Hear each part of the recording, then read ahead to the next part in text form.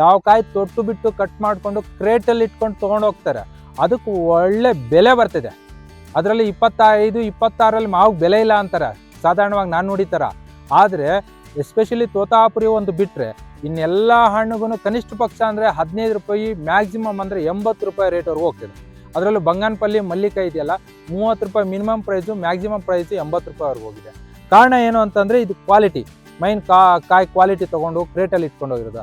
ಅದೇ ನಾವು ಕೋಲ್ ಎತ್ಕೊಂಡು ಇದನ್ನು ಬಡ್ದು ಕೆಳಗಡೆ ಉದುರಿಸ್ಕೊಂಡು ತೊಗೊಂಡೋದ್ರೆ ಪ್ರತಿ ಕಾಯಿ ನೆಲದ ಮೇಲೆ ಬಿದ್ದಾಗ ಅಲ್ಲಿ ಒಂದು ಪ್ರಾಬ್ಲಮ್ ಆಗಿರುತ್ತೆ, ಮೆತ್ತಗಾಗಿರುತ್ತೆ ಅಥವಾ ಒಂದು ಕಲ್ಲು ತಗಲಿರುತ್ತೆ. ಆ ಕಾಯಿ ಅವನು ವೇಸ್ಟೇಜ್ ಹೊಟ್ಟೋಗುತ್ತೆ. ಅವ್ನು ವ್ಯಾಪಾರಿ ತೊಗೊಂಡವನೇ ಅಂತಾನೆ ಕಾಯಿ ಕೈಗೆ ಎತ್ಕೊಂಡಷ್ಟೇ ಇದರಲ್ಲಿ ಇಷ್ಟೇ ಡ್ಯಾಮೇಜ್ ಇದೆ, ಇದ್ರ ಇಷ್ಟೇ ಇದೆ ಅನ್ನೋದನ್ನ ಅಲಾಟ್ ನೋಡ್ತಾ ಇದ್ದಂಗೆ ಇದು ಮಾಡ್ತಾನೆ, ಅವ್ನು ಸೌಗಿಸ್ತಾನೆ. ಈಗ ತೋತಾಪುರಿ ಎಲ್ಲ ಆಗ್ತಾ ಇರೋದು ಅದೇ ಪ್ರಾಬ್ಲಮ್ಮು. ಎಲ್ಲ ಜ್ಯೂಸು ಅಂತ ಅಂದ್ಬಿಟ್ಟು ಕೋಲ್ ಎತ್ಕೊಂಡು ಬಡ್ದು ಕಾಯಿ ಮಾರ್ಕೆಟ್ಗೆ ಎತ್ಕೊಂಡು ಹೋಗ್ತಾರೆ, ಕ್ವಾಲಿಟಿ ಹೋಗ್ತಾ ಇಲ್ಲ. ಅವ್ನು ಜ್ಯೂಸ್ ಅವ್ನು ಏನು ಮಾಡ್ತಾನೆ, ರಿಜೆಕ್ಟ್ ಮಾಡ್ತಿದ್ದಾನೆ. ರಿಜೆಕ್ಟ್ ಮಾಡಿದಾಗ ಆಟೋಮೆಟಿಕ್ಕಾಗಿ ರೇಟ್ ಡೌನ್ ಆಗ್ತಾಯಿದೆ. ಅದೇ ತೋತಾಪುರಿ ಕಾಯನ್ನ ಕಲ್ಲರ್ಸ್ ಇದ್ದು ಅದನ್ನು ಕ್ರೇಟಲ್ಲಿ ತೊಗೊಂಡು ಹೋಗ್ತಿರೋದು ಇವತ್ತು 16 ರೂಪಾಯಿ 17 ರೂಪಾಯಿ ಮಾರ್ಕೆಟಲ್ಲಿ ವ್ಯಾಲ್ಯೂ ಇದೆ. ಸೊ ಇದು ನಮ್ಮ ರೈತರು ಅಳವಡಿಸ್ಕೊಬೇಕಾಗಿರೋ ಒಂದು ಪದ್ಧತಿ, ಏನೋ ಹಾರ್ವೆಸ್ಟಿಂಗ್ ಮೋಸ್ಟ್ ಇಂಪಾರ್ಟೆಂಟು. ನಮಸ್ತೆ, ನನ್ನ ಹೆಸರು ಮಂಜುನಾಥ್ ಅಂತೇಳಿ. ನಮ್ಮದು ಶಿವ ನರ್ಸರಿ ಗಾರ್ಡನ್, ಬೂರಗನಹಳ್ಳಿ ಅಂತ. ಇದು ಕೋಲಾರ ಜಿಲ್ಲೆ ಶ್ರೀನಿವಾಸಪುರ ತಾಲೂಕಿನಲ್ಲಿದೆ. ಸೊ ನಮ್ಮದು ನರ್ಸರಿ ಸುಮಾರು ಒಂದು 50 ವರ್ಷಗಳಿಂದ ಇದೆ. ಇದು ನಮ್ಮ ಅಪ್ಪ ಅವರು ಶುರು ಮಾಡಿದ್ದು. ಸೊ ಈಗ ನಾನು ಕಂಟಿನ್ಯೂಸ್ ಆಗಿ ಒಂದು 30 ವರ್ಷ ಸರ್ವಿಸ್ ನನಗಿದರಲ್ಲಿ. ನಾನು ನರ್ಸರಿನ ನೋಡ್ಕೊತಾ ಇದ್ದೀನಿ. ಸೊ ಇಲ್ಲಿ ನಮ್ಮಲ್ಲಿ ಸುಮಾರು ತಳಿಗಳಿದ್ದಾವೆ.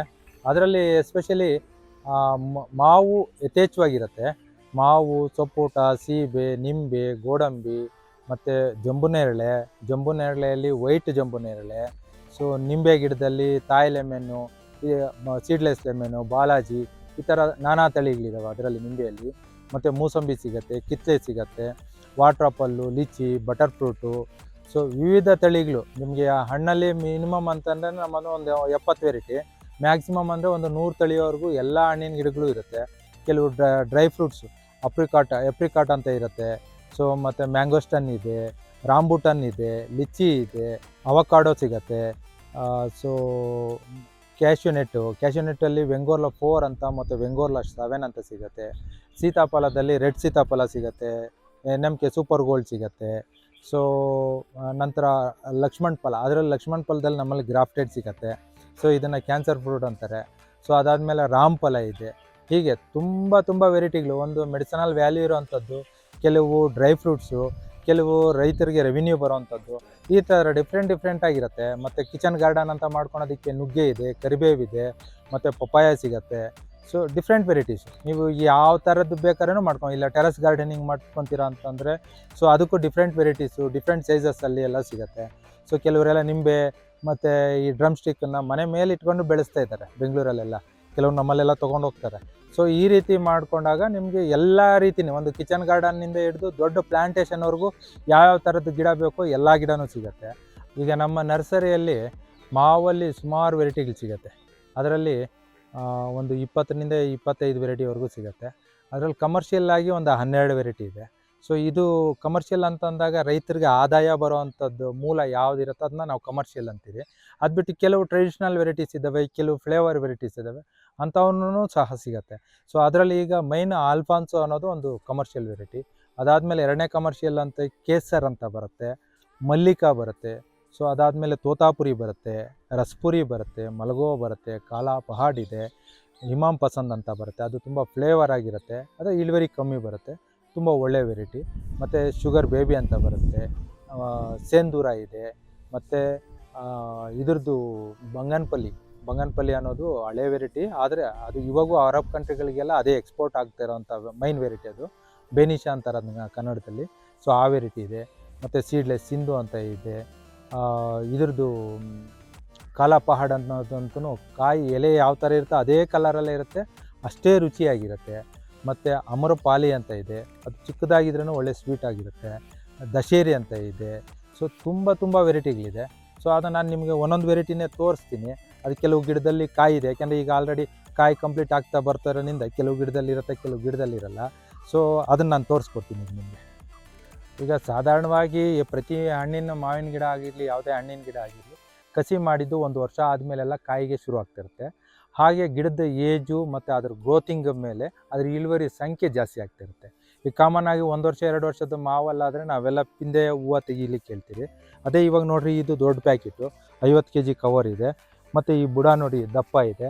ಈ ದಪ್ಪ ಬುಡ ಇದ್ದಾಗ ಏನಾಗುತ್ತೆ, ಆ ಗಿಡ ಬಿಟ್ಟಿದ್ದ ಕಾಯಿನ ತಡ್ಕೊಳೋಂಥ ಶಕ್ತಿ ಆ ಗಿಡಕ್ಕಿರುತ್ತೆ. ಇದಕ್ಕೆ ಏಜ್ 4 ವರ್ಷ ಆಗಿದೆ. ನೋಡಿರಿ ಇದರಲ್ಲಿ ಕಾಯಿ ನೋಡಿರಿ, ಈಗ ಮಲ್ಲಿಕಾ ವೆರೈಟಿ ಇದು. ಸೊ ತುಂಬ ಚೆನ್ನಾಗಿದೆ. ಅದು ಇನ್ನೂ ಭೂಮಿಯಲ್ಲಿದ್ದರೆ ಇನ್ನೂ ಸ್ವಲ್ಪ ದೊಡ್ಡದಾಗಿ ಬರುತ್ತೆ, ಯಾಕೆಂದರೆ ಕವರಲ್ಲಿ ಊಟದ ಅಂಶ ಕಡಿಮೆ ಇರೋದ್ರಿಂದ ಅದು ಅಷ್ಟಕ್ಕೆ ಸೀಮಿತವಾಗಿರುತ್ತೆ ಕಾಯಿ. ಈ ರೀತಿ ಎಲ್ಲ ವೆರೈಟಿಯಲ್ಲಿ. ಮತ್ತು ಈ ಕಡೆ ನೋಡಿ ತೋತಾಪುರಿ, ಇದು ಇಷ್ಟು ಚಿಕ್ಕದಾಗಿದ್ರೇ ನೋಡಿ ಎಷ್ಟು ಸೊಗಸಾಗಿ ಬಂದಿದೆ. ತೋತಾಪುರಿ ಇದೆ. ಸೊ ಡಿಫ್ರೆಂಟ್ ವೆರೈಟೀಸು ಎಲ್ಲ ಇದರಲ್ಲೂ ನೋಡಿರಿ, ಆ ಕಡೆಗೆಲ್ಲ ಇದೆ ಕಾಯಿ. ತುಂಬ ಚೆನ್ನಾಗಿದೆ. ಪ್ರತಿಯೊಂದು ಗಿಡದಲ್ಲೂ ಕಾಯಿ ಬರುತ್ತೆ ನಿಮಗೆ. ಈ ರೀತಿ ಡಿಫ್ರೆಂಟ್ ವೆರೈಟೀಸಲ್ಲಿ ಎಲ್ಲದರಲ್ಲೂ ಬರುತ್ತೆ. ನೀವು ಇದನ್ನು ಟೆರಸ್ ಮೇಲೆ ಇಟ್ಕೊಂಡು ಸಹ ಕಾಯಿ ಬಿಡಿಸ್ಕೊಬೋದು. ಈ ದೊಡ್ಡ ಗಿಡನ 50 kg ಕವರಿನಿಂದ ಆ ಗಿಡ ತಡ್ಕೊಳತ್ತದು. ಸೊ ಹಾಗಾಗಿ ಇದು ಮಲ್ಲಿಕಾ, ಮತ್ತು ಇದು ತೋತಾಪುರಿ.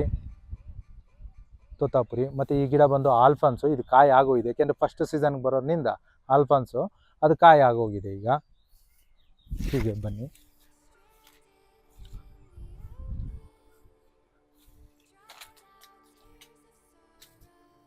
ಆಮೇಲೆ ಇದು ಕೇಸರ್ ಅಂತ. ಇದು ಇವತ್ತು ಈ ನಮ್ಮ ಭಾರತದಿಂದ ಹೊರದೇಶಕ್ಕೆ ರಫ್ತಾಗ್ತಾ ಇರೋದ್ರಲ್ಲಿ ಇದೇ ಜಾಸ್ತಿ ಪ್ರಮಾಣ. ಈ ಕೇಸರ್ ಅನ್ನೋದು ಒಂದು ಪಲ್ಪ್ ವೆರೈಟಿ. ಇದು 3 ದಾರಿ ಅಂತೀವಿ ನಾವು ಇದನ್ನ. 3 ದಾರಿ ಅಂತಂದರೆ ಏನಂದರೆ, ಒಂದು ಹಣ್ಣು ಟೇಬಲ್ಗೆ ಹೋಗೋವಂಥದ್ದು, ಅಂದರೆ ತಿನ್ಲಿಕ್ಕೆ ಹೋಗೋವಂಥದ್ದನ್ನ ಒಂದು ಟೇಬಲ್ ವೆರೈಟಿ ಅಂತೀರಿ. ಎರಡನೇದು ಬಂದು ಎಕ್ಸ್ಪೋರ್ಟ್ ಕ್ವಾಲಿಟಿ, ಅಂದರೆ ಹಣ್ಣನ್ನು ಕಟ್ ಮಾಡಿ ಅಥವಾ ನಾವೇನಾದರೂ ಅವರೊಂದು ಎಕ್ಸ್ಪೋರ್ಟ್ ಗೈಡ್ಲೈನ್ಸ್ ಇರುತ್ತೆ, ಅದ್ರ ಪ್ರಕಾರ ಹಣ್ಣನ್ನು ನಾವು ಎಕ್ಸ್ಪೋರ್ಟ್ ಮಾಡೋದಕ್ಕೆ ಅದು ಎಕ್ಸ್ಪೋರ್ಟ್ ಕ್ವಾಲಿಟಿ.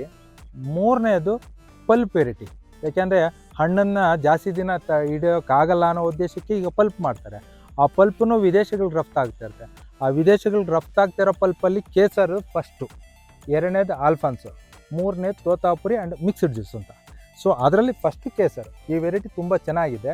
ಇದನ್ನು ಡಿಫ್ರೆಂಟ್ ರೇಂಜಸ್ಸಲ್ಲೆಲ್ಲ ರೈತರು ಬೆಳೀತಿದ್ದಾರೆ. ಅದರಲ್ಲಿ ಎಸ್ಪೆಷಲಿ ಮಾವು ಅಂದರೆ ಕಾಮನ್ ಆಗಿ ನಿಮಗೆ ಒಂದು 15 ಅಡಿ 20, 25, 30 ಅಡಿ ಅಂತಾರೆ. ಹಳಬ್ರಾದರೆ 33 ಅಡಿ ಅಂತಾರೆ.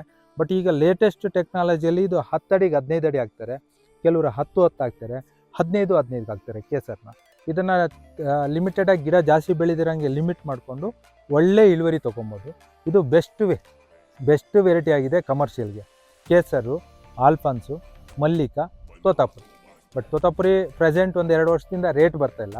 ಕಾರಣ ಏನಂದರೆ ಗಲ್ಫ್ ವಾರು ಅದು ಇದು ಕೆಲವು ಆಗ್ತಿರೋದ್ರಿಂದ ಪಲ್ಪ್ ಎಕ್ಸ್ಪೋರ್ಟ್ ಆಗ್ತಾಯಿಲ್ಲ. ಹಾಗಾಗಿ ಅದ್ರದ್ದು ಸ್ವಲ್ಪ ವ್ಯಾಲ್ಯೂ ಕಮ್ಮಿ ಆಗಿದೆ. ಅದು ಬಿಟ್ಟು ಇದ್ರದ್ದೆಲ್ಲ ಒಳ್ಳೆ ವ್ಯಾಲ್ಯೂ ಇದೆ. ಆಲ್ಫಾನ್ಸೋ ಜ್ಯೂಸ್ದಾಗಿರಲಿ ಅಥವಾ ಕೇಸರ್ ಜ್ಯೂಸ್ದಾಗಿರಲಿ ವ್ಯಾಲ್ಯೂ ತುಂಬ ಚೆನ್ನಾಗಿದೆ. ಅದಕ್ಕಾಗಿ ಕೇಸರ್ನ ನಾವು ಬೆಳಿಬೋದು. ಸರ್ ಬನ್ನಿ, ಹೀಗೆ ಇನ್ನೂ ಬೇರೆ ವೆರೈಟೀಸ್ ಇದ್ದಾವೆ, ತೋರಿಸ್ತೀನಿ ನಾನು ನಿಮಗೆ. ನೋಡಿ ಸರ್, ಇದೆಲ್ಲ ಮಲ್ಲಿಕಾ. ನೋಡಿ ಸುಮಾರು ಗಿಡ ಸ್ಟಾಕ್ ಇದೆ. ನಿಮ್ಗೆ ಎಷ್ಟು ಗಿಡ ಬೇಕಾದ್ರೂ ಸಿಗುತ್ತೆ ನಮ್ಮ ಹತ್ರ. ದೊಡ್ಡ ಪ್ಲ್ಯಾಂಟೇಷನ್ಗೆಲ್ಲ ಸಿಗುತ್ತೆ. ಮತ್ತು ಈ 4 ವರ್ಷದ ಗಿಡದ ಬೆಲೆ ಬಂದು 550 ರೂಪಾಯಿನಿಂದ ಹಿಡಿದು 600 ರೂಪಾಯಿ ಇರುತ್ತೆ. ಅದು ವೆರೈಟಿ ಮೇಲೆ ಡಿಪೆಂಡ್ ಆಗುತ್ತೆ. ಸೊ ಈಗ ತೋತಾಪುರಿ ಆದರೆ ನಿಮ್ಗೆ 550 ರೂಪಾಯಿ ಬೀಳುತ್ತೆ. ಮತ್ತು ಕೇಸರ್ ಆದರೆ, ಆಲ್ಫಾನ್ಸೋ ಆದರೆ 600 ರೂಪಾಯಿ ಬೀಳುತ್ತೆ. ಇದು 4 ವರ್ಷದ ಗಿಡ. ಇದೇ ಸೈಜ್ ಕವರಲ್ಲೇ ಮತ್ತು 3-3.5 ವರ್ಷದ ಗಿಡ ಇರುತ್ತೆ. ಅದು ಈ ಸ್ಟಂಪ್ ಬಾರ್ಕ್ ಏನಿರುತ್ತೆ, ಇದೊಂದು ಸ್ವಲ್ಪ ಸಣ್ಣ ಇರುತ್ತೆ, ಪ್ಲಸ್ ಎರಡನೇದು ಸ್ವಲ್ಪ ಗ್ರೀನರಿ ಇರುತ್ತೆ. ಅದು 3 ವರ್ಷದ ಗಿಡ, ಅದು ಬಂದು 550 ಇರುತ್ತೆ. ಇದು 4 ವರ್ಷದ್ದು ಸ್ಟಂಪ್ ಬಾರ್ಕು ಫುಲ್ಲು ವೈಟ್ ಬಂದಿರುತ್ತೆ. ಸೊ ಹಾಗಾಗಿ ಇದು ಬಂದು 600 ರೂಪಾಯಿ ಇರುತ್ತೆ. ಸೊ ಈ ರೀತಿ ಇದರಲ್ಲಿ ಇನ್ನೂ ಕಡಿಮೆ ರೇಟ್ದು ಇದ್ದಾವೆ. ಅವುಗಳದ್ದು ಡಿಫ್ರೆಂಟಾಗಿ ನಿಮ್ಗೆ ತೋರಿಸ್ತೀನಿ. ಈಗೇನು ನಾನು ನಿಮಗೆ 4 ವರ್ಷದ ಗಿಡ ಹೇಳಿದೆ, ಇದೆಲ್ಲ ನಿಮಗೆ ಈ ವರ್ಷ ಗಿಡ ಹಾಕಿದ್ರೆ ಅಂದರೆ ಮುಂದಿನ ವರ್ಷ ಕಾಯಿ ಬರೋವಂಥ ತಳಿಗಳಿವು. ಅದು ಮಾತ್ರ 600 ರೂಪಾಯಿ ಇದು ಕೇಸರ್ ಇದು. ಸೊ ಮಲ್ಲಿಕಾ, ಕೇಸರು ಎಲ್ಲ ವೆರೈಟೀಸು ಇದರಲ್ಲಿ ಸಿಗುತ್ತೆ ಈ ರೇಂಜಲ್ಲಿ. ಸೊ ಇವು 1 ವರ್ಷಕ್ಕೆ ಕಾಯಿ ಬರುತ್ತೆ. ಅದೇ ನಿಮಗೆ ಸ್ವಲ್ಪ ನಿಧಾನ ಆದ್ರೇನೂ ಪರವಾಗಿಲ್ಲ, ನಮಗಿನ್ನು ಸ್ವಲ್ಪ ರೇಟ್ ಕಮ್ಮಿ ಬೇಕು ಅನ್ನೋದನ್ನ ನೋಡಿರಿ ಇಲ್ಲಿದೆ. ಸೊ ಇದು ಬಂದು ತೋತಾಪುರಿ. ಇದು ತೋತಾಪುರಿ ಗಿಳಿಮಾವು ಅಂತೀರಿ, ತೋತಾಪುರಿ ಅಂತೆ. ಇದು 7 ಅಡಿ 8 ಅಡಿ ಇದೆ. ಸೊ ಇದು ಬಂದು 220 ರೂಪಾಯಿ ಅಷ್ಟೇ ಇದು ರೇಟು. ಸೊ ಈ ಗಿಡ ಬಂದು 15 kg ಕವರಲ್ಲಿರುತ್ತೆ. ಇದು 2.5 ವರ್ಷ ಗಿಡ ವಯಸ್ಸು. ಮತ್ತು ಈ ಗಿಡದ ಕವರು 15 kg ಇರುತ್ತೆ. 12 kg ಮೇಲೆ 15 kg ವರೆಗೂ ಬರುತ್ತೆ. ಯಾಕೆಂದರೆ ಇದು ಮಣ್ಣು ಎಷ್ಟಿರುತ್ತೆ ಅನ್ನೋದ್ರ ಮೇಲೆ ಡಿಪೆಂಡ್ ಆಗುತ್ತೆ. ಮತ್ತು ಇದು ನೋಡಿರಿ, ಇಲ್ಲಿ ಸ್ವಲ್ಪ ಗ್ರೀನ್ ಇರುತ್ತೆ. ಆಗಲೇ ನೋಡಿದ್ರಿ ದೊಡ್ಡ ಕವರಲ್ಲಿ ಇದು ಫುಲ್ಲು ವೈಟ್ ಇತ್ತು. ಸೊ ಇಲ್ಲಿ ಸ್ವಲ್ಪ ಗ್ರೀನ್ ಇರುತ್ತೆ ಇದು. ಸೊ ಹಾಗಾಗಿ ಇದಕ್ಕೆ ಏಜ್ ಕಮ್ಮಿ ಆಗಿರುತ್ತೆ. ಇದೇ ಸಿಂಪ್ಟಮ್ಮು. ನೀವೇನು ಬೇರೆ ಡಿಫ್ರೆಂಟ್ ಏನು ನೋಡೋಂಗಿರಲ್ಲ. ಗಿಡದ ವಯಸ್ಸು ನೋಡಬೇಕು ಅಂತಂದರೆ ಈ ಸ್ಟಂಪ್ ಬಾರ್ಕ್ ಇರುತ್ತೆ, ಫುಲ್ಲು ವೈಟ್ ಆಗಿದೆ ಅಂದರೆ ಏಜ್ ಆಗಿರುತ್ತೆ. ಯಾವಾಗ ಈ ಥರ ಗ್ರೀನ್ ಇರುತ್ತೆ ಅಂದರೆ ಅದು 2 ವರ್ಷದ ಗಿಡ 2.5 ವರ್ಷದ ಗಿಡ ಇರುತ್ತೆ. ಇನ್ನೂ ಸ್ವಲ್ಪ 2 ವರ್ಷದ ಗಿಡ ಆದರೆ ಇನ್ನೂ ಸ್ವಲ್ಪ ಕಮ್ಮಿ ಇರುತ್ತೆ. ಈಗ ನೋಡ್ರಿ ಇದು ಬಂದು ನೋಡ್ರಿ, ಇದು 2 ವರ್ಷದ ಗಿಡ. ಇದು ಫುಲ್ಲು ಗ್ರೀನ್ ಇರುತ್ತೆ ಸ್ಟಂಪ್ ಬಾರ್ಕು. ಸೊ ಇದು ಮಲ್ಲಿಕಾ ವೆರೈಟಿ ಆಗಿರೋದ್ರಿಂದ ಸ್ವಲ್ಪ ರೇಟ್ ಜಾಸ್ತಿ ಇರುತ್ತೆ. ಇದು 230 ರೂಪಾಯಿ ಇದೆ ನಿಮಗೆ ರೇಟ್ ಇದು. ಸೊ 2 ವರ್ಷದ ಗಿಡ ಇದು. ಸೊ ಇದೆಲ್ಲ ಮಲ್ಲಿಕಾ ಇದು. ಹೀಗೆ ಡಿಫ್ರೆಂಟ್ ವೆರೈಟೀಸ್ ಹಾಕ್ಕೊಂಡಿರ್ತೀರಿ. ಸೊ ನಿಮಗೆ 2 ವರ್ಷದ ಗಿಡ ನಮ್ಮಲ್ಲಿ ಕಾಮನ್ ಆಗಿ 200 ರೂಪಾಯಿನಿಂದ ಹಿಡಿದು 250 ರೂಪಾಯಿವರೆಗೂ ಇರುತ್ತೆ. ಸೊ ಅದೇ ಚಿಕ್ಕ ಗಿಡ ಇನ್ನು 5 kg ಕವರಲ್ಲಿ ಬರುತ್ತೆ, ಅದು 1 ವರ್ಷದ ಗಿಡ. ಸೊ ಅದು ಇನ್ನೂ ಸ್ವಲ್ಪ ರೇಟ್ ಕಮ್ಮಿ ಇರುತ್ತೆ, 140 ರೂಪಾಯಿ 150 ರೂಪಾಯಿ ಇರುತ್ತೆ ಅದು 1 ವರ್ಷದ ಗಿಡ. ಕೇಸರ್ ಬಂದು 170 ರೂಪಾಯಿ ಇರುತ್ತೆ. ಮತ್ತು ಬೇರೆ ತಳಿಗಳಲ್ಲಿ ನೋಡಿರಿ, ಇದು ಕಾಲಾ ಪಹಾಡ್ ಅಂತೇಳಿ, ಇದು ತುಂಬ ಚೆನ್ನಾಗಿರುತ್ತೆ, ತಿನ್ನೋದಕ್ಕೂ ಸಿಹಿಯಾಗಿರುತ್ತೆ. ಮತ್ತು ಕಾಯಿ ಇದ್ರೇನು ಎಲೆ ಇರುತ್ತೆ ಅದೇ ಥರನೇ ಗ್ರೀನಿಶ್ ಇರುತ್ತೆ.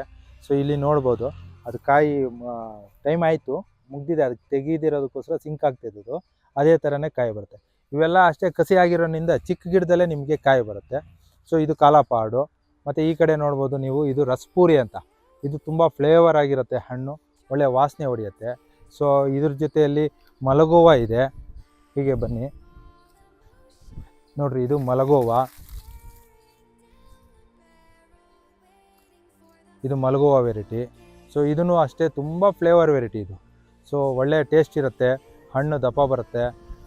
ಒಂದು ಟ್ರೆಡಿಷ್ನಲ್ ವೆರೈಟಿ, ಅದು ತುಂಬ ಹಿರಿಯರಂತೂ ಮಲಗೋವಾ ಬೇಕು ಅಂತಲೇ ಕೇಳ್ತಾರೆ, ಅಷ್ಟು ಸುವಾಸನೆ ಹೊಡೆಯುತ್ತಿದ್ದು. ಸೊ ಮತ್ತು ಇದೇ ಥರ ಸಿಮಿಲಾರಿಟಿ ಕಾಯಿ ಇರೋವಂಥದ್ದು. ಸೊ ನೋಡಿರಿ, ಇಲ್ಲಿದೆ ಬಂಗನ್, ಇದು ಹಿಮಾಮ್ ಪಸಂದ್ ಅಂತ, ಹಿಮಾಯಿತ್ ಅಂತಾರೆ ಅಥವಾ ಹಿಮಾಮ್ ಪಸಂದ್ ಅಂತಾರೆ. ಇದೂ ಸಹ ನೋಡಿರಿ, ಇದೂ ಹೂವು ಬರ್ತಿದೆ ಆಲ್ರೆಡಿ. ಇದು ಆನ್ ಸೀಸನಲ್ಲೂ ಕೆಲವೊಂದು ಟೈಮಲ್ಲಿ ಹೂವು ಬಿಟ್ಬಿಡುತ್ತೆ. ಸೊ ಈ ಕಾಯಿ ಸೀಸನ್ ಮುಗಿತಿದೆ, ಆದರೆ ಇದು ಹೂವು ಬರ್ತಿದೆ ಈ ರೀತಿದು ಹಿಮಾಮ್ ಪಸಂದ್ ಅಂತೇಳಿ. ಸೊ ಈ ಹಿಮಾಮ್ ಪಸಂದಲ್ಲಿ ಏನು ಅಂತಂದರೆ, ಇದು ಸೇಮ್ ಮಲಗುವ ಥರ ಒಳ್ಳೆ ಟೇಸ್ಟ್ ಇರುತ್ತೆ, ಹಣ್ಣು ದಪ್ಪ ಬರುತ್ತೆ, ಒಳ್ಳೆ ರುಚಿ ಇದೆ. ಒಂದು ಸ್ವಲ್ಪ ಬೆನಿಶಾ ಆ್ಯಂಡ್ ಹಿಮಾಮ್ ಪಸಂದ್ ಫ್ಲೇವರ್ ಇದು, ಒಳ್ಳೆ ರುಚಿ ಹಣ್ಣು ಮಾತ್ರ ಇದು, ತುಂಬ ಚೆನ್ನಾಗಿದೆ ಇದು. ಸೊ ಅದು ಬಿಟ್ಟರೆ ಇನ್ನು ಇದೆಲ್ಲ ಆಲ್ಫಾನ್ಸು, ಇದು ಪೂರ್ತಿ ಆಲ್ಫಾನ್ಸು ಗಿಡ ಇದೆಲ್ಲ. ಸೊ ಇನ್ನೂ ಡಿಫ್ರೆಂಟು ವೆರೈಟೀಸ್ ಇದ್ದಾವೆ, ತೋರಿಸ್ತೀನಿ ಬನ್ನಿ. ಮತ್ತು ನೋಡಿ ಸರ್, ತೋತಾಪುರಿ ಚಿಕ್ಕ ಗಿಡದಕ್ಕೂ ಕಾಯಿ ಬಂದಿದೆ.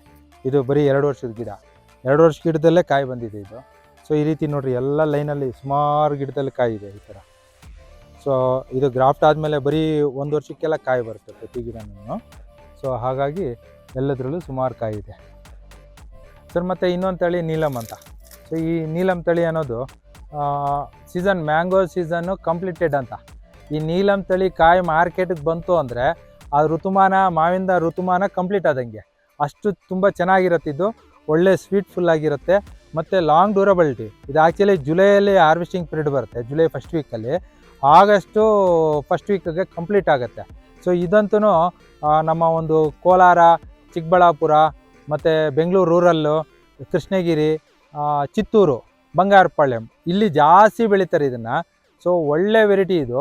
ಮತ್ತು ಈ ವೆರೈಟಿ ಮಾರ್ಕೆಟಲ್ಲಿ, ಅದರಲ್ಲೂ ಗೋವಾದಲ್ಲಿ ಇದು ತುಂಬ ಫೇಮಸ್ಸು. ಯಾಕೆಂದರೆ ಎಂಟೈರ್ ಮಹಾರಾಷ್ಟ್ರ, ಗುಜರಾತು ಎಲ್ಲ ಮಾವಿನಕಾಯಿ ಕಂಪ್ಲೀಟ್ ಆಗಿರುತ್ತೆ. ಆದರೆ ಕರ್ನಾಟಕ, ಸೌತ್ ಇಂಡಿಯಾದಲ್ಲಿ ಮಾತ್ರ ಈ ಮಾವಿನಕಾಯಿ ರನ್ನಿಂಗಲ್ಲಿರುತ್ತೆ.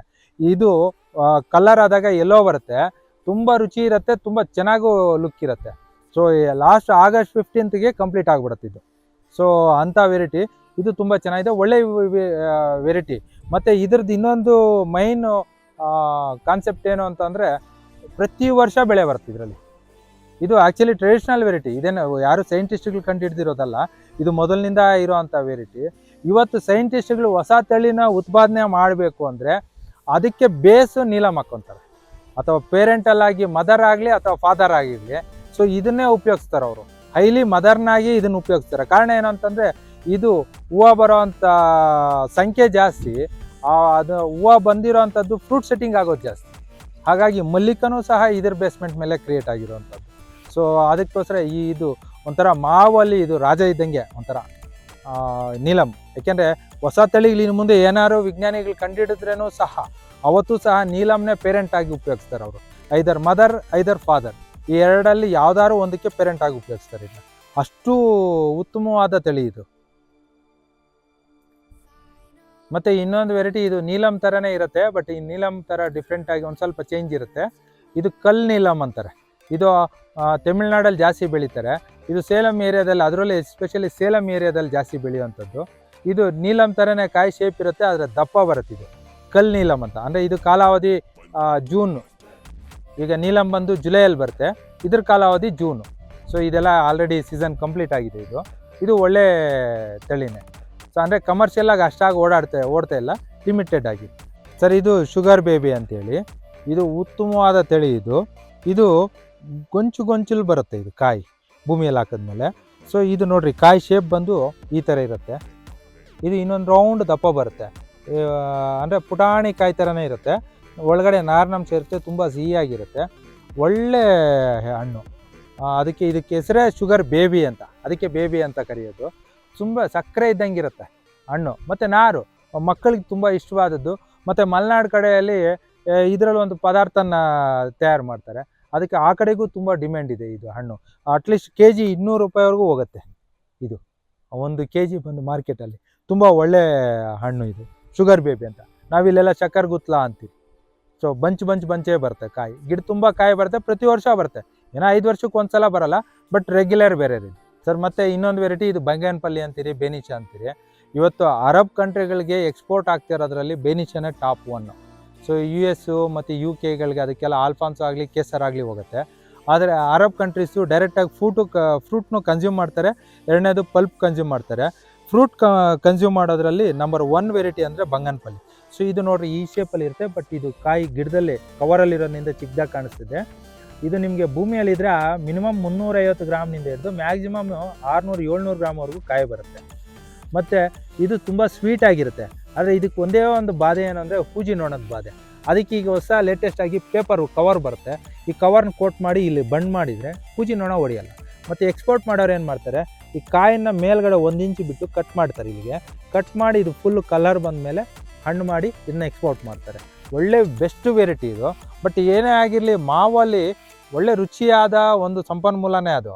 ಆದರೆ ನಮ್ಮಲ್ಲಿ ಏನಾಗ್ತಿದೆ ಅಂದರೆ ಅವೈಜ್ಞಾನಿಕವಾಗಿ ಕಾಯಿನ ಹಾರ್ವೆಸ್ಟ್ ಮಾಡೋದು, ಮತ್ತು ಪ್ರೀಮೆಚ್ಯೂರ್ಡ್ ಹಣ್ಣು ಹಾರ್ವೆಸ್ಟಿಂಗ್ ಪೀರಿಯಡ್ ಬರೋದಕ್ಕೆ ಮೊದಲೇ ದುಡ್ಡು ಆಸೆಗೆ ಏನು ಮಾಡಿಬಿಡ್ತಾರೆ, ಕಟ್ ಮಾಡಿಬಿಟ್ಟು ಕಾರ್ಬೆಟ್ ಹಾಕೋದು ಅಥವಾ ಬೇರೆ ಕೆಮಿಕಲ್ ಹಾಕ್ಬಿಟ್ಟು ಹಣ್ಣು ಮಾಡಿದ್ರೆ ಅದು ಸ್ವಾದನೇ ಕಳ್ಕೊತದೆ. ಅದರಿಂದ ತಿನ್ನೋರು ಸ್ವಲ್ಪ ಜನ ಹಿಂದೆ ಹೋಗ್ತಾರೆ. ಸೊ ಇದನ್ನು ರೈಟ್ ಟೈಮಲ್ಲಿ ಕಟ್ ಮಾಡಿದ್ರೆ ಇದರಷ್ಟು ಆ ಒಂದು ವೆರೈಟಿ ವೈಸ್ ಫ್ಲೇವರ್ ಏನಿದೆ ಅದು ಅದ್ಭುತವಾಗಿರುತ್ತೆ. ಅದೇ ಪ್ರೀಮೆಚ್ಯೂರ್ಡಲ್ಲಿ ಕಟ್ ಮಾಡಲಿ, ಎಲ್ಲ ಹಣ್ಣು ಒಂದೇ ಫ್ಲೇವರ್ ಆಗಿರುತ್ತೆ, ಅದರಿಂದ ಅದು ಸ್ವಾದ ಕಳ್ಕೊತಿದೆ. ಈಗ ಮಾವು ಕಾಮನ್ನಾಗಿ ಎಲ್ಲ ಕಡೆನೂ ಬೆಳೀತಿದ್ದಾರೆ. ಮಾವು ವೆರೈಟೀಸ್ ಎಲ್ಲರ ವಿಚಾರ ತಿಳಿಸಿದ್ದೀನಿ. ಈಗ ಇದೊಂದು ಬೇಸಾಯ ಕ್ರಮನ ನಾನು ಹೇಳ್ಕೊಡ್ತೀನಿ. ಸೊ ಇದನ್ನು ಮಾವು ಮೊದಲ ಕಾಲದಲ್ಲಿ 33 ಅಡಿಗೆ ಹಾಕ್ತಿದ್ರು, ನಂತರ 30 ಅಡಿಗೆ ಬಂತು. ಈ 33 ಅಡಿಗೆ ಹಾಕಿ ಮಾವನ್ನ ದೊಡ್ಡ ಮರಗಳು ಮಾಡಿಬಿಟ್ಟು ಆ ಕಾಯಿ ಕೀಳೋದಕ್ಕೆ ತುಂಬ ಕಷ್ಟ ಆಗ್ತಿದೆ. ಅದಕ್ಕೆ ಈಗ ಹೊಸದಾಗಿ ಏನಾಗ್ತಿದೆ ಅಂತಂದರೆ ನಮಗೆ ಐಡೆನ್ಸಿಟಿ ಪ್ಲಾಂಟಿಂಗು, ಆಲ್ಟ್ರಾ ಐಡೆನ್ಸಿಟಿ ಈ ಥರ ಎಲ್ಲ ಬರ್ತಿದೆ. ಇಲ್ಲ ನಾವು ಒಂದು ಜನರಲ್ ಮೆಥಡಲ್ಲಿ ಒಂದು 20 ಅಡಿ ಇಟ್ಕೊಂಡು ಗಿಡನ ಎತ್ತರ ಬೆಳೆದಿರೋ ಲಿಮಿಟಾಗಿ ಮಾಡ್ಕೊಬೋದು. ಮತ್ತು ಈ ಗಿಡನ ನಾವು ಲಿಮಿಟೆಡಾಗಿ ಇಟ್ಕೊಂಡಾಗ ನಂಬರ್ ಆಫ್ ಪ್ಲಾಂಟ್ಸ್ ಜಾಸ್ತಿ ಬೀಳುತ್ತೆ, ಅಂದರೆ ಸಂಖ್ಯೆ ಜಾಸ್ತಿ ಬೀಳುತ್ತೆ. ಈಗ 15 ಹಾಕಿದ್ರೆ ನಿಮ್ಗೊಂದು ಎಕರೆಗೆ 190 ಗಿಡ ಬೀಳುತ್ತೆ. 20 ಹಾಕಿದ್ರೆ 110 ಗಿಡ ಬೀಳುತ್ತೆ. ಸೊ ಈ 110 ಗಿಡ ಬಿದ್ದಾಗ ನಮಗೆ ಔಟ್ಪುಟ್ಟು ಜಾಸ್ತಿ ಬರುತ್ತೆ, ಟನ್ನೇಜು, ಎಕರೆವಾರು ಟನ್ನೇಜು. ಮತ್ತು ಇದನ್ನು ಕಾಯಿನ ಕ್ವಾಲಿಟಿಯಾಗಿ ತೆಗಿಬೋದು. ಈಗ ನಾನು ಆಗಲೇ ನೋಡಿರಿ, ಈಗ ಒಂದು ವೆರೈಟಿ ಎಕ್ಸ್ಪೋರ್ಟ್ ಕ್ವಾಲಿಟಿ ಅಂತ ಅಂದರೆ ಹಣ್ಣು ಏನಿರುತ್ತೆ, ಹಣ್ಣು ಮೇಲೆ 1 ಇಂಚು ಬಿಟ್ಟು ತೊಟ್ಟು ಕಟ್ ಮಾಡಿಬಿಟ್ಟು ಇದನ್ನು ಎಕ್ಸ್ಪೋರ್ಟ್ ಮಾಡಬೇಕು. ಇದು ಕಾಯಿ ಕೈಗೆಟ್ಕೋವಾಗ ನಾವು ಮಾಡ್ಬೋದು ಇದನ್ನು. ಅದೇ ನಾವು ಕಾಯಿ ಮರದ ಮೇಲೆಲ್ಲ ತುದಿಯಲ್ಲಿದ್ದಾಗ ಅದಕ್ಕೆ ಲಿಫ್ಟ್ ಮಾಡಬೇಕು, ಅದನ್ನ ಹಾಕಬೇಕು, ನಮ್ಗೆ ಎಕ್ಸ್ಪೆನ್ಸಿವ್ ಆಗುತ್ತೆ. ಅದಕ್ಕೆ ಗಿಡನ ಕುಬ್ಜವಾಗಿ ಇಟ್ಕೊಂಡು ಹತ್ರ ಗಿಡನ ಹಾಕ್ಕೊಂಡು ನಾವು ಈ ಮೆಥಡ್ ಮಾಡೋದ್ರಿಂದ ನಮ್ಮ ಕ್ವಾಲಿಟಿ ಫ್ರೂಟ್ಸ್ ತೊಗೊಬೋದು, ಹಣ್ಣು ಡ್ಯಾಮೇಜ್ ಆಗಲ್ಲ. ಮತ್ತು ಇವತ್ತು ಮಾರ್ಕೆಟಲ್ಲಿ ಯಾವ ಕಾಯಿಗೆ ಜಾಸ್ತಿ ಓಡ್ತಿದೆ ಅಂದರೆ, ಯಾವ ಕಾಯಿ ತೊಟ್ಟು ಬಿಟ್ಟು ಕಟ್ ಮಾಡಿಕೊಂಡು ಕ್ರೇಟಲ್ಲಿ ಇಟ್ಕೊಂಡು ತೊಗೊಂಡು ಹೋಗ್ತಾರೆ, ಅದಕ್ಕೆ ಒಳ್ಳೆ ಬೆಲೆ ಬರ್ತಿದೆ. ಅದರಲ್ಲಿ 25-26ರಲ್ಲಿ ಮಾವಿಗೆ ಬೆಲೆ ಇಲ್ಲ ಅಂತಾರೆ ಸಾಧಾರಣವಾಗಿ, ನಾನು ನೋಡಿತಾರ. ಆದರೆ ಎಸ್ಪೆಷಲಿ ತೋತಾಪುರಿ ಒಂದು ಬಿಟ್ಟರೆ ಇನ್ನೆಲ್ಲ ಹಣ್ಣುಗೂ ಕನಿಷ್ಠ ಪಕ್ಷ ಅಂದರೆ 15 ರೂಪಾಯಿ, ಮ್ಯಾಕ್ಸಿಮಮ್ ಅಂದರೆ 80 ರೂಪಾಯಿ ರೇಟ್ವರೆಗೂ ಹೋಗ್ತಿದೆ. ಅದರಲ್ಲೂ ಬಂಗನಪಲ್ಲಿ ಮಲ್ಲಿಕಾಯಿ ಇದೆಯಲ್ಲ, 30 ರೂಪಾಯಿ ಮಿನಿಮಮ್ ಪ್ರೈಸು, ಮ್ಯಾಕ್ಸಿಮಮ್ ಪ್ರೈಸು 80 ರೂಪಾಯಿವರೆಗೂ ಹೋಗಿದೆ. ಕಾರಣ ಏನು ಅಂತಂದರೆ ಇದು ಕ್ವಾಲಿಟಿ, ಮೈನ್ ಕಾಯಿ ಕ್ವಾಲಿಟಿ ತೊಗೊಂಡು ಕ್ರೇಟಲ್ಲಿ ಇಟ್ಕೊಂಡು ಹೋಗಿರೋದು. ಅದೇ ನಾವು ಕೋಲ್ ಎತ್ಕೊಂಡು ಇದನ್ನು ಬಡ್ದು ಕೆಳಗಡೆ ಉದುರಿಸ್ಕೊಂಡು ತೊಗೊಂಡೋದ್ರೆ ಪ್ರತಿ ಕಾಯಿ ನೆಲದ ಮೇಲೆ ಬಿದ್ದಾಗ ಅಲ್ಲಿ ಒಂದು ಪ್ರಾಬ್ಲಮ್ ಆಗಿರುತ್ತೆ, ಮೆತ್ತಗಾಗಿರುತ್ತೆ, ಅಥವಾ ಒಂದು ಕಲ್ಲು ತಗಲಿರುತ್ತೆ. ಆ ಕಾಯಿ ಅವನು ವೇಸ್ಟೇಜ್ ಹೊಟ್ಟೋಗುತ್ತೆ. ಅವ್ನು ವ್ಯಾಪಾರಿ ತೊಗೊಂಡವನೇ ಅಂತಾನೆ ಕೈಗೆ ಎತ್ಕೊಂಡು ಅಷ್ಟೇ ಇದರಲ್ಲಿ ಇಷ್ಟೇ ಡ್ಯಾಮೇಜ್ ಇದೆ, ಇಷ್ಟೇ ಇದೆ ಅನ್ನೋದನ್ನು ಅಲಾಟ್ ನೋಡ್ತಾ ಇದ್ದಂಗೆ ಇದು ಮಾಡ್ತಾನೆ, ಅವ್ನು ಸೌಗಿಸ್ತಾನೆ. ಈಗ ತೋತಾಪುರಿ ಎಲ್ಲ ಆಗ್ತಾ ಇರೋದು ಅದೇ ಪ್ರಾಬ್ಲಮ್ಮು. ಎಲ್ಲ ಜ್ಯೂಸು ಅಂತ ಅಂದ್ಬಿಟ್ಟು ಕೋಲ್ ಎತ್ಕೊಂಡು ಬಡ್ದು ಕಾಯಿ ಮಾರ್ಕೆಟ್ಗೆ ಎತ್ಕೊಂಡು ಹೋಗ್ತಾರೆ. ಕ್ವಾಲಿಟಿ ಹೋಗ್ತಾ ಇಲ್ಲ, ಅವ್ನು ಜ್ಯೂಸ್ ಅವ್ನು ಏನು ಮಾಡ್ತಾನೆ ರಿಜೆಕ್ಟ್ ಮಾಡ್ತಾ ಇದ್ದಾನೆ. ರಿಜೆಕ್ಟ್ ಮಾಡಿದಾಗ ಆಟೋಮೆಟಿಕ್ಕಾಗಿ ರೇಟ್ ಡೌನ್ ಆಗ್ತಾಯಿದೆ. ಅದೇ ತೋತಾಪುರಿ ಕಾಯನ್ನು ಕಲರ್ಸ್ ಇದ್ದು ಅದನ್ನು ಕ್ರೇಟಲ್ಲಿ ತೊಗೊಂಡೋಗ್ತಿರೋದು ಇವತ್ತು 16 ರೂಪಾಯಿ 17 ರೂಪಾಯಿ ಮಾರ್ಕೆಟಲ್ಲಿ ವ್ಯಾಲ್ಯೂ ಇದೆ. ಸೊ ಇದು ನಮ್ಮ ರೈತರು ಅಳವಡಿಸ್ಕೊಬೇಕಾಗಿರೋ ಒಂದು ಪದ್ಧತಿ. Harvesting most important. ಅದಕ್ಕೆ ಅವರು ನಿಯರ್ ಬೈ ತೋಟಗಾರಿಕೆ ಇಲಾಖೆನೋ ಅಥವಾ ಒಂದು KVKಗೋ ಹೋಗ್ಬಿಟ್ಟು ಅಲ್ಲಿ ಏನೇನು ಸಬ್ಸಿಡಿ ಕೊಡ್ತಾರೆ, ಈ ಕ್ರೇಟ್ಸ್ ಸಬ್ಸಿಡಿ ಕೊಡ್ತಾರೆ ಅಂಥದನ್ನೆಲ್ಲ ತೊಗೊಂಡು ಅದನ್ನು ಯುಟಿಲೈಸ್ ಮಾಡಿಕೊಂಡು ಸೊ ಹಾರ್ವೆಸ್ಟ್ ಮಾಡಿ ಆ ಕ್ರೇಟ್ಸಲ್ಲಿ ತೊಗೊಂಡು ಹೋಗ್ಬೋದು ಅವ್ರು ಆರಾಮಾಗಿ. ಮತ್ತು ಇದಕ್ಕೆ ಹೂಜಿ ನೊಣ ಬರುತ್ತೆ ನೋಡಿರಿ, ಇಲ್ಲಿ ಸಾಧಾರಣವಾಗಿ ನನ್ನ ಕೈ ಬೆರಳ ಮೇಲೆ ನೋಡಿರಿ ಇದೇ ಹೂಜಿ ನೊಣ. ಸೊ ಇದೇನಾಗತ್ತೆ ಅಂದರೆ ಒಂದು ಮಳೆ ಬಿದ್ದ ಮೇಲೆ ಯಥೇಚ್ಛವಾಗಿ ಬಿಡುತ್ತೆ. ಯಾಕೆಂದರೆ ಇದು ಪಾಪ್ಯುಲೇಷನ್ ಜಾಸ್ತಿ ಆಗುತ್ತೆ, ಅವಾಗ ತೇವ ಇದ್ದಷ್ಟು ಇದು ಪಾಪ್ಯುಲೇಷನ್ ಜಾಸ್ತಿ ಮಾಡುತ್ತೆ. ಸೊ ಈ ಹೂಜಿ ನೊಣ ಏನಾಗತ್ತೆ, ಈ ಕಾಯಿನ ಲೇಯರ್ ಮೇಲೆ ಕೂತ್ಕೊಂಡು ಟಾಪ್ ಸರ್ಫೇಸಲ್ಲಿ ಇಲ್ಲಿ ಮೊಟ್ಟೆ ಇಟ್ಟಿರುತ್ತೆ. ಇದು ಹಣ್ಣಾದಾಗ ಏನಾಗುತ್ತೆ, ಪ್ರತಿ ಮಾವಿನ ಹಣ್ಣನ್ನು ಒಂಥರ ವಾರ್ಮಿಂಗ್ ಆಗುತ್ತೆ, ಬಿಸಿ ಬರುತ್ತೆ ಹಣ್ಣಾಗೋ ಸ್ಟೇಜ್ಗೆ. ಆವಾಗ ಆ ಮೊಟ್ಟೆ ಮರಿ ಆಗತ್ತೆ ಒಳಗಡೆಗೆ. ಫಸ್ಟು ವೈಟ್ ಲಾರ್ವಾ ಥರ ಇರುತ್ತೆ. ಆ ವೈಟ್ ಲಾರ್ವಾ ಇರೋದು ಒಳಗಡೆ ಒಂದು ಸರ್ಫೇಸ್ ಆಗಿ ತಿನ್ಕೊಂಡು ಒಳಗಡೆ ಹೋಗುತ್ತೆ. ಅದು ಒಂದು ಇದು ಬಂದು 100ರಿಂದ 150 ಮೊಟ್ಟೆ ಇಡುತ್ತೆ ಆ ಇಬ್ಬೆ. ಸೊ 150 ಮೊಟ್ಟೆ ಇಟ್ಟಾಗ ಏನಂತ ಜಾಸ್ತಿ ಆಗುತ್ತೆ. ಅದನ್ನು ಹೊರಗಡೆಗೆ ಹೋದಾಗ ಎಕ್ಸ್ಪೋರ್ಟ್ ಕ್ವಾಲಿಟಿಯಲ್ಲಿ ರಿಜೆಕ್ಟ್ ಆಗ್ತದೆ ಅವಳ ಐಡೆಂಟಿಫಿಕೇಷನ್ ಆಗಿ. ಅದಕ್ಕೇನು ಮಾಡ್ತಾರೆ, ಇದಕ್ಕೊಂದು ಕವರ್ ಕೊಡ್ತಾರೆ, ಬ್ಯಾಗ್. ಚಿಕ್ಕ ಪಿಂದೆ ಇದ್ದಾಗ ನಿಂಬೆಕಾಯಿ ಸೈಜ್ ಇದ್ದಾಗ ಬ್ಯಾಗ್ ಹಾಕ್ಬಿಟ್ರೆ ಎಕ್ಸ್ಪೋರ್ಟ್ ಕ್ವಾಲಿಟಿಗೆ ಹಣ್ಣು ಸಿಗುತ್ತೆ. ಈ ರೀತಿ ಮೆಥಡ್ ಮಾಡಿಕೊಂಡು ನಾವು ಹಣ್ಣನ್ನು ಎಕ್ಸ್ಪೋರ್ಟ್ ಮಾಡಿ ಇಲ್ಲ ನಮ್ಮ ಲೋಕಲ್ ಮಾರ್ಕೆಟಿಗೆ ತೊಗೊಂಡೋಗ್ಲಿ, ಕ್ವಾಲಿಟಿ ಕಾಯಿ ತೊಗೊಂಡೋದ್ರೆ ರೇಟ್ ಬಂದೇ ಬರುತ್ತೆ. ಹಾಗಾಗಿ ಬೇಸಾಯ ಕ್ರಮ ಮಾತ್ರ ತುಂಬ ಇಂಪಾರ್ಟೆಂಟ್. ಮಾವಿನ ಗಿಡನ ನೀವು ನಾಟಿ ಮಾಡೋ ಒಂದು ವಿಧಾನ ಮತ್ತು ಅಂತರ ಅದ್ರ ಬಗ್ಗೆ ಒಂದು ಸ್ವಲ್ಪ ಮಾಹಿತಿ ಕೊಡ್ತೀನಿ ನಾನು.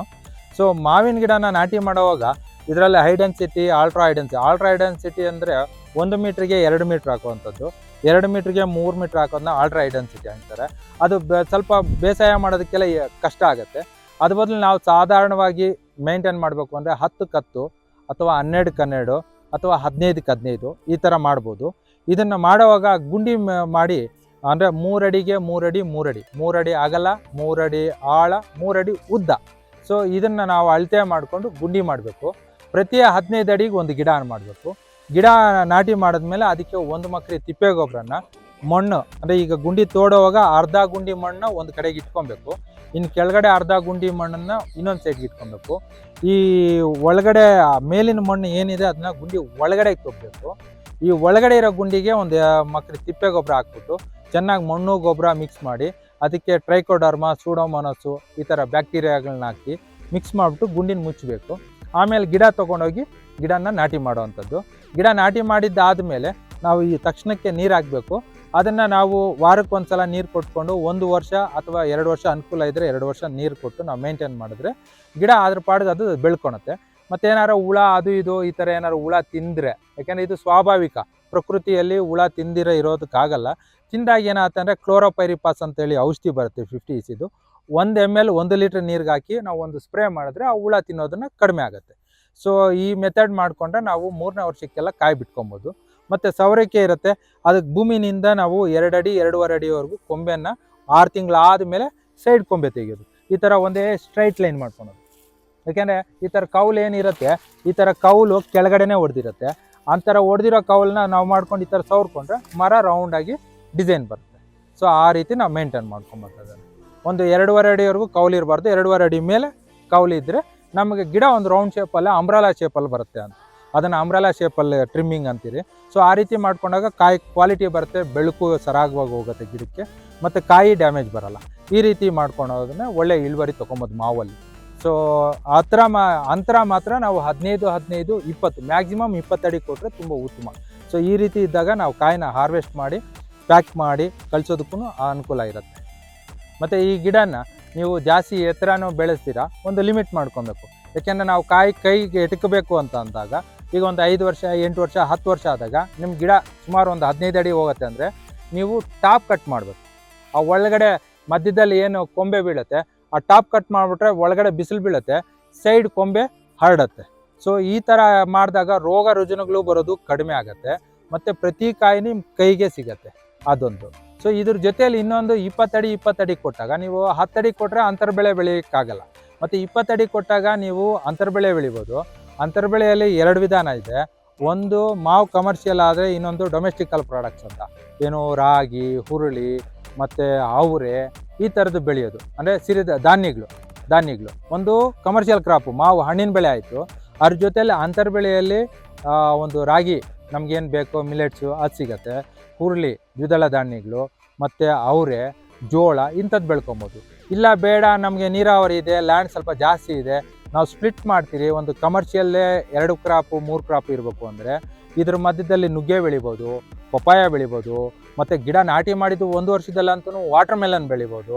ಸೊ ಸಮ್ಮರಲ್ಲಿ ಯಾಕೆಂದರೆ ಹೆಂಗೂ ನೀರು ಕೊಡ್ತಾ ಇರ್ತೀರ, ಅದೇ ಗುಂಡಿಯಲ್ಲೇ ಪಾತಿಯಲ್ಲೇ ನೀವು ಒಂದು 4, 5, 6 ಬೀಜ ಉಣ್ಬಿಟ್ರೆ ಅದು ವಾಟರ್ ಮೆಲನ್ ಸಿಗುತ್ತೆ. ಮತ್ತು ಪಂಪ್ಕಿನ್ ಬೆಳಿಬೋದು, ಇದು ಕುಂಬಳಕಾಯಿನೂ ಅಷ್ಟೇ ಕಮರ್ಷಿಯಲ್ ಕ್ರಾಪ್ ಮಾಡ್ಬೋದು 1 ವರ್ಷದಲ್ಲಿ. ಅದಾದ ನಂತರ ನುಗ್ಗೆ ಆಗತ್ತೆ, ಮತ್ತು ಪಪ್ಪಾಯ ಆಗತ್ತೆ. ಸೊ ಅದು ಬಿಟ್ಟರೆ ಈಗ ಮಧ್ಯದಲ್ಲಿ ಇದನ್ನು ಒಂದು ನಿಂಬೆಹಣ್ಣು ಮತ್ತು ಸೀಬೆ ಗಿಡ ಅಂತರ್ಬೆಳೆಯಾಗಿ ಕಮರ್ಷಿಯಲ್ ನೀರಾವರಿ ಇದ್ದರೆ ಇವನ್ನೆಲ್ಲ ಬೆಳಿಬೋದು. ನಮ್ಮಲ್ಲಿ ನೀರಿಲ್ಲ, ಬರೀ ಮಾವಿನ ಗಿಡಕ್ಕೆ ಮಾತ್ರ ನೀರು ಹಾಕೋಕ್ಕಾಗತ್ತೆ, ನಾವು ಬೇರೆ ಬೆಳೆ ಬೆಳೆಯೋಕ್ಕಾಗಲ್ಲ ಅಂದವರು ರಾಗಿಗೆ, ಜೋಳ ಮತ್ತು ಅವರೆ, ತೊಗರಿ ಈ ಥರದ್ದು ಹುರುಳಿ ಇಂಥದನ್ನೆಲ್ಲ ನಾವು ಬೆಳಿಬೋದು. ಅಂತರ್ಬೆಳೆ ಬೆಳೆಯೋದ್ರಿಂದ ನಮಗೆ 2, ಒಂದು ಬೆಳೆ ಪರಿವರ್ತನೆ ಆಗಿರುತ್ತೆ, ಅಲ್ಲಿ ಬೇರೆ ಆ ಸೊಪ್ಪು ಸೌದೆ ಉಳಿದು ಫರ್ಟಿಲಿಟಿ ಆಗುತ್ತೆ, ಭೂಮಿ ಮತ್ತು ಫಲವತ್ತಾಗುತ್ತೆ, ಸಾವಯವ ಗೊಬ್ಬರ ಜಾಸ್ತಿ ಕ್ರಿಯೇಟ್ ಆಗುತ್ತೆ, ಕಾರ್ಬನ್ನು.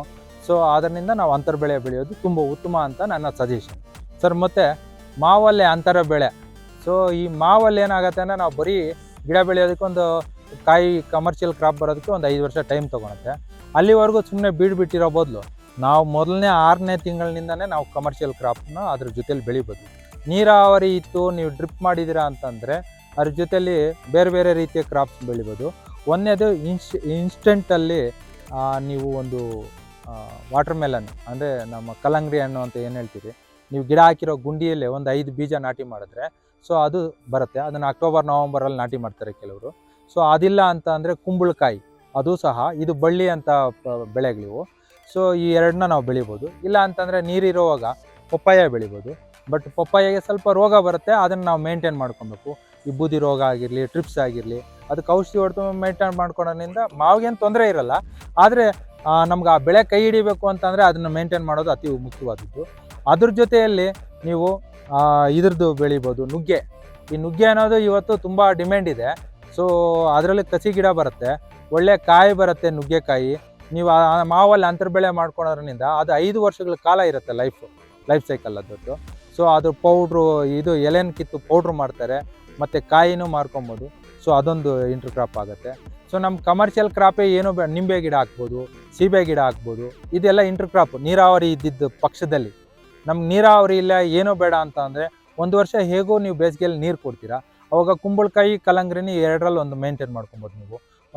ವಾಟರ್ ಮೆಲನ್ಗಿಂತ ನೀವು ಕುಂಬಳಕಾಯಿ ಮೇಂಟೈನ್ ಮಾಡೋದು ಈಸಿ, ಯಾಕೆಂದರೆ ಅದಕ್ಕೆ ರೋಗ ಕಡಿಮೆ ಇರುತ್ತೆ, ಅಷ್ಟು ಔಷಧಿ ಏನು ಕೇಳಲ್ಲ. ಸೊ ಅದಾದ ಮೇಲೆ ನೀವು ಒಂದು ರಾಗಿ ಬೆಳಿಬೋದು. ಈ ರಾಗಿ ನಮಗೆ ಮನೆಗೂ ಉಪಯೋಗಿಸ್ಕೊತೀರಿ, ದನಕರುಗಳಿಗೆ ಮೇವಾಗಿ ಉಪಯೋಗ ಆಗುತ್ತೆ. ಅದಿಲ್ಲ ಅಂದರೆ ಹುರುಳಿ ಉಪಯೋಗಿಸ್ಬೋದು. ಹುರುಳಿ ಉಪಯೋಗಿಸೋದ್ರಿಂದ ಹುರುಳಿ ಕಾಳಿಗೂ ಬಿಡ್ಬೋದು, ಇಲ್ಲ ಭೂಮಿಗೆ ಮತ್ತೆ ಮಲ್ಚ್ ಮಾಡಿದ್ರೆ ನಮ್ಗೆ ಫಲವತ್ತಾಗತ್ತೆ.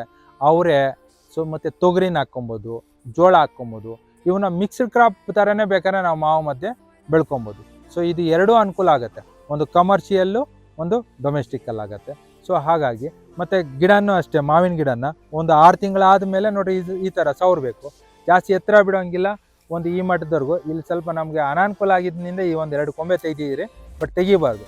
ನಮಗೆ ಐಡೆನ್ಸಿಟಿ ಕೈಗೆ ಎಟಕಬೇಕು ಅಂತಂದರೆ ಈ ಕೊಂಬೆ ಇರಬೇಕು. ಇದ್ರ ಮಟ್ಟಕ್ಕೆ ಸಾಕು. ನೀವು ಇಲ್ಲಿ ಕೊಂಬೆ ಈಗ ಬಿಟ್ಕೊಂಡಾಗ ನಿಮಗೆ ಗಿಡ ಒಂದು ಅಂಬ್ರೆಲಾ ಶೇಪಲ್ಲಿ ಬರುತ್ತೆ. ಮತ್ತು ನೋಡಿರಿ ಪ್ರತಿ ಕಾಯಿ, ಇವಾಗ ನಮಗಿದು ಪ್ರತಿ ಕಾಯಿ ಕೈಗೆ ಸಿಗುತ್ತೆ. ನಾವೇನು ಮಾಡ್ತೀರಿ, ಇಲ್ಲಿ ಕಟ್ ಮಾಡ್ಕೊತೀರಿ, ಬಾಕ್ಸಲ್ಲಿ ಇಟ್ಕೊತೀರಿ. ಇದರಿಂದ ನಿಮಗೆ ಡ್ಯಾಮೇಜ್ ಆಗಲ್ಲ. ಈ ಥರ ಗಿಡನ ಡಿಸೈನ್ ಮಾಡಿಕೊಂಡು ಅಂತರ್ಬೆಳೆ ಬೆಳ್ಕೊಂಡು ನಾವು ಕಮರ್ಷಿಯಲ್ ಆಗಿ ಇದನ್ನು ಉಪಯೋಗಿಸ್ಕೊಬೋದು, ತುಂಬ ವ್ಯಾಲ್ಯೂಬಲ್ ಆಗುತ್ತೆ. ಮತ್ತು ಮರನೂ ಅಷ್ಟೇ ಜಾಸ್ತಿ ಎತ್ತರ ಬಿಡಬಾರ್ದು. ಇದು ನಮ್ಮದು ಒಂದು 2 ಕೊಂಬೆ ಮೇಲಕ್ಕೆ ಹೋಗಿದೆ, ಬಟ್ ನಾವು ಕಟ್ ಮಾಡ್ತೀರಿ. ಯಾಕೆಂದರೆ ಇದು ಕಂಟಿನ್ಯೂಸ್ ಆಗಿ ಕಟ್ ಮಾಡಿದ್ರೆ ಗಿಡಕ್ಕೆ ನಂಜಾಗುತ್ತೆ ಅಂದ್ಬಿಟ್ಟು ನಾವೇನು ಮಾಡ್ತೀರಿ, 4 ವರ್ಷಕ್ಕೆ 5 ವರ್ಷಕ್ಕೆ ಒಂದು ಸಲ ಮೇಲೆ ಟಾಪ್ ಕಟ್ ಮಾಡ್ತೀರಿ. ಮತ್ತು ಈ ಕೊಂಬೆ ಎಲ್ಲ ಕಟ್ ಮಾಡಿದಾಗ ಮಾರ್ಕೆಟಲ್ಲಿ COC ಅಂತ ಸಿಗುತ್ತೆ, ಕಾಪರ್ ಆಕ್ಸಿ ಕ್ಲೋರೈಡ್ ಅಂತ. ಅದು 1 ಲೀಟ್ರ್ ನೀರಿಗೆ ನೀವು 40 ಗ್ರಾಮ್ ಪೌಡ್ರ್ ಹಾಕ್ಕೊಂಡು ಫ್ರೆಶ್ ಆಗಿರೋವಂಥದ್ದು ಪೈಂಟ್ ಬ್ರಷ್ ತೊಗೊಂಡು ಈ ಕಟ್ ಮಾಡಿರೋ ಜಾಗಕ್ಕೆ ನೀವು ಬಳಿಬೇಕು. ಕಾರಣ ಅದರಿಂದ ಫಂಗಸ್ ಬರೋಲ್ಲ, ಗಿಡಕ್ಕೆ ನಂಜೆ ಆಗಲ್ಲ. ನಾವು ಅಚ್ಚ ಕನ್ನಡದಲ್ಲಿ ಅಥವಾ ನಾವು ಆಡು ಭಾಷೆಯಲ್ಲಿ ಹೇಳ್ಬೇಕು ನಂಜು ಅಂತ. ಆ ನಂಜು ಆಗದಿರ ಗಿಡಕ್ಕೆ ತೊಂದರೆ ಆಗದಿರ ಡೆವಲಪ್ಮೆಂಟ್ ಆಗೋದಕ್ಕೋಸ್ಕರ ಅದನ್ನು ನಾವು ಬೆಳಿಬೇಕಾಗುತ್ತೆ. ಸೊ ಇದೊಂದು ಮಾಡ್ಕೊಬೋದು.